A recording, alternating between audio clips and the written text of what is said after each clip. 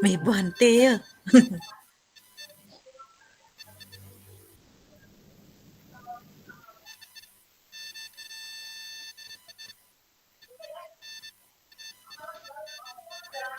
Silahkan untuk yang berpitching yang ketiga Mbak Eva Rizkiana. Iya, Bu. Terima kasih. Assalamualaikum warahmatullahi wabarakatuh. Waalaikumsalam warahmatullahi wabarakatuh. Ya, gimana kabarnya anak-anak hari ini? Baik, Bu. Alhamdulillah baik, Bu. Mana, Bu? Nggak kelihatan. Iya, alhamdulillah. Tadi Ibu sudah lihat absennya di Google Form dan alhamdulillah hari ini hadir semua ya. Baiklah, iya, sebelum kita masuk ke pembelajaran, alangkah lebih baiknya kita berdoa dulu. Silahkan Yuda untuk memimpin doa. Ya, Bu. Untuk memulai pelajaran hari ini, marilah kita berdoa terlebih dahulu, teman-teman. Doa mulai. Doa selesai. Sudah, Bu? Iya, terima kasih. Hari ini silahkan persiapkan diri kalian untuk belajar, buku-bukunya, dan semua diperiksa kerapiannya. Ibu juga sudah kirim bahan ajarnya di Google Classroom ya, sama di grup WA, jadi nanti dibuka, disiapkan. Kemudian sebelum kita masuk di materi hari ini, Ibu mau bertanya jawab dengan kalian tentang materi yang kemarin sudah kita pelajari, yaitu masih ingatkah kalian dengan materi yang kemarin Ibu sampaikan tentang demokrasi terpimpin? Ingat tidak? Bu, ya. Iya, itu tentang demokrasi terpimpin yang kemarin sudah kita bahas mengenai Dekret Presiden 5 Juli 1959, di mana dekret itu menandai pergantian dari sistem pemerintahan demokrasi liberal ke demokrasi apa? Iya, betul sekali, Vicky dan Pina. Kita menuju demokrasi terpimpin itu karena adanya dekret presiden atau dimulainya ada dekret presiden 5 Juli. Kemudian kita juga kemarin sudah membahas tentang peta kekuatan politiknya atau yang kita sebut dengan Manipol Usdek. Mudah-mudahan kalian ingat ya. Kemudian yang hari ini mau kita pelajari itu tentang dinamika politik ekonomi Indonesia masa demokrasi terpimpin. Dan pokok bahasanya adalah tentang pembebasan Irian Barat. Nah, ini kompetensi dasarnya udah kelihatan ya? Untuk kompetensi dasarnya, menganalisis perkembangan kehidupan politik ekonomi bangsa Indonesia pada masa demokrasi terpimpin. Kemudian nanti ada penyelidikan sederhana tentang kehidupan politik ekonomi bangsa Indonesia masa demokrasi terpimpin, khususnya itu nanti tentang Irian Barat. Sebelumnya kita masuk ke persepsi dulu tentang pembebasan Irian Barat. Coba perhatikan kutipan pernyataan Presiden Soekarno yang berjudul Membangun Dunia Kembali. Ada yang mau bantu Ibu membacakan teks di PPT? Saya, Bu. Ya, silahkan dibacakan. Kami telah berusaha untuk menyelesaikan masalah Irian Barat. Kami telah berusaha dengan sungguh-sungguh dan penuh kesabaran dan penuh toleransi dan penuh harapan. Kami telah berusaha mengadakan perundingan-perundingan bilateral. Harapan lenyap, kesabaran hilang, bahkan toleransi pun mencapai batasnya. Semua itu kini telah habis dan Belanda tidak memberikan alternatif lainnya kecuali memperkeras sikap kami. Iya, terima kasih Gaddafi sudah membantu membacakan teksnya. Dari teks yang sudah dibacakan oleh Gaddafi, adakah yang mau berpendapat kira-kira teks ini itu isinya tentang apa gitu? Maksudnya apa yang mau disampaikan Bung Karno di sini? Ada yang mau mencoba?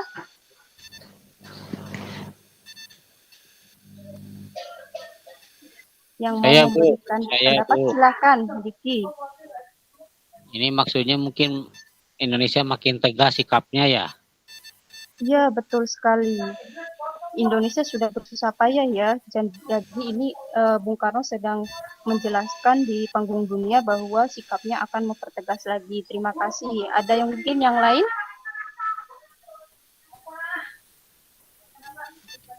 Ya, silakan yang tunjuk tangan. Ya, Bu. Di Ya, sini Vina. bahwasanya Soekarno ingin Irian Barat ini menjadi negara Indonesia, Bu. Dan untuk mencapainya dengan cara diplomasi, dengan cara konfrontasi harus dilaksanakan. Pokoknya Irian Barat di tangan Indonesia. Iya, betul sekali. Terima kasih, Vina. Jawabannya sudah mewakili teman-temannya. Jadi di sini pada awal kemerdekaan itu wilayah Negara Kesatuan Republik Indonesia meliputi seluruh bekas wilayah Hindia Belanda dan dibagi menjadi 8 provinsi. Salah satunya itu adalah Maluku dan di dalamnya terdapat Irian Barat. Hanya saja di sini Belanda tidak mau melepaskan Irian Barat begitu saja. Jadi ada beberapa upaya yang dilakukan oleh bangsa Indonesia. Kemudian nanti kita akan menggunakan pembelajaran dengan model problem based learning.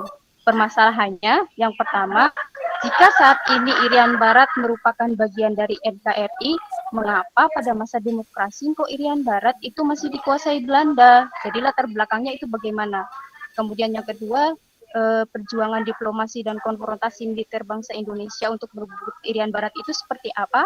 Dan yang terakhir adalah bagaimana perjuangan diplomasi dan konfrontasi tersebut di tahap akhirnya ketika Irian Barat itu dinyatakan kembali menjadi bagian dari NKRI. Nah, tujuan dari pembelajarannya bisa kalian baca dari kutipan itu yang Ibu harapkan bahwa kalian itu nanti mampu menganalisis latar belakang masalah Irian Barat. Kemudian kalian mampu menjelaskan bagaimana perjuangan diplomasi, konfrontasi politik, dan ada konfrontasi militer pembebasan Irian Barat. Kemudian di akhir nanti Ibu harapkan bahwa kalian mampu membandingkan sejarah tentang Irian Barat ketika masa saat itu dengan saat ini, di mana wilayahnya itu berganti nama menjadi Papua Barat. Kemudian Ibu ada jargon untuk kita mulai pembelajaran. Ketika Ibu bilang salam sejarah, kalian bilang salam historia. Bisa ya? Bisa, Bu. Bisa ya? Iya. Ya. Sebelum kita mulai. Salam sejarah. Salam Salam historia. historia. Merdeka. Iya, merdeka. Terima kasih. Ya, masuk ke inti. Kita sebelum belajar menggunakan problem based learning ini, kita bentuk kelompok dulu menjadi 3. Ada kelompok pertama nanti memecahkan masalah nomor 1, Ibu bentuk kelompok 1 ada Dede, Diki, Saparudi. Kemudian nanti untuk kelompok 2-nya ada Revina, kemudian Tatang, dan Yuda. Dan kelompok 3-nya ada Tiara, Gaddafi, sama Rahmadi. Baik, Bu. Nah, Ya, Bu. iya. Ini petunjuk diskusinya. Nanti kalian boleh menggunakan sumber relevan, itu seperti buku, modul, internet, dan sumber lainnya. Hasil pemecahan masalah nanti dikerjakan di LKPD. LKPD-nya sudah Ibu share di Google Classroom dan juga di grup WA ya. Kemudian nanti tugas dikirimkan di Google Classroom dan kalian presentasi. Sebelum masuk ke diskusi, ada sebuah video yang akan Ibu tampilkan. Silahkan kalian amati. Ini bisa jadi untuk bahan tambahan ketika diskusi. Siap untuk mendengarkan video atau menyimak video? Siap, Bu. Siap, Bu. Iya, siap. Ibu putarkan sebentar.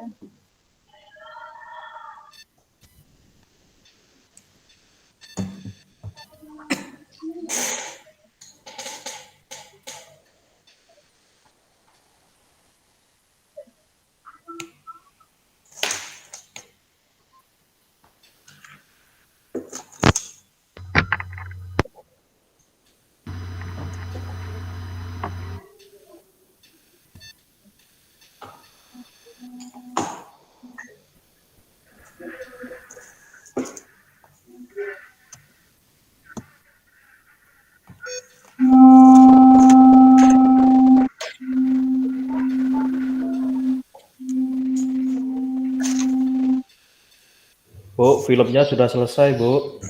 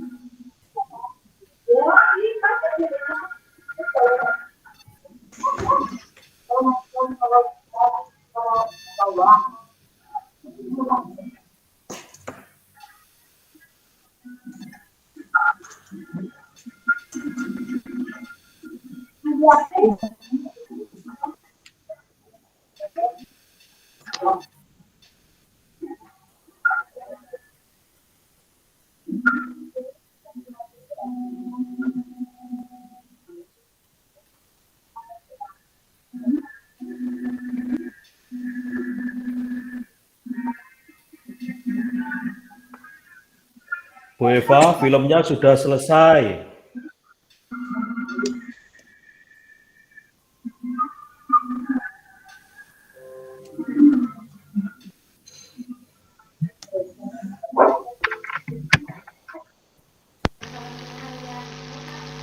Iya, sudah selesai tentang video dari operasi Trikora ketika pembebasan Irian Barat, itu masa demokrasi terpimpin. Mungkin ada yang mau sedikit berkomentar dulu tentang video yang Ibu putarkan barusan. Ya, Bu. Iya, silakan. Kiki. Bu, itu siap-siap mau perang kayaknya, Bu ya? Iya, ini persiapan perang. Dan nanti itu tadi dijelaskan muncul satu tokoh, yaitu siapa ya tadi? Yos. Iya, siapa? Yuda? Yos? Yos Sudarso. Betul sekali, Yos Sudarso yang sudah sangat gagah sekali memimpin 3 kapal laut Indonesia dalam pembebasan Irian Barat. Nah, jadi tayangan video itu menunjukkan supremasi militer Indonesia pada saat itu telah menjelma menjadi negara yang terkuat di belahan bumi bagian selatan. Bahkan dalam waktu singkat, ternyata Indonesia telah mengepung Belanda di Irian Barat. Itu sedikit cuplikan dari yang ada di tayangan video tadi. Kemudian, silahkan Ibu kasih waktu untuk berdiskusi. Setelah diskusi, kita langsung ke presentasi. Sudah selesai, Bu, diskusinya? Iya, sudah selesai presentasi dan sudah selesai diskusi. Kita berada di akhir kegiatan. Mari kita simpulkan dulu pembelajaran hari ini, yaitu yang pertama, coba kalian telaah apa yang sudah kamu pelajari hari ini. Ada yang mungkin berkomentar, kita sudah belajar tentang apa hari ini? Lupa saya, Bu. Coba, ya.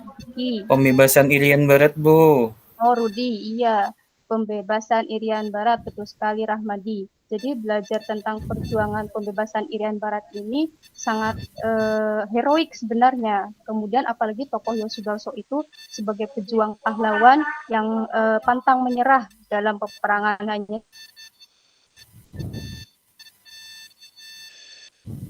saja memang Yos Sudarso gugur dalam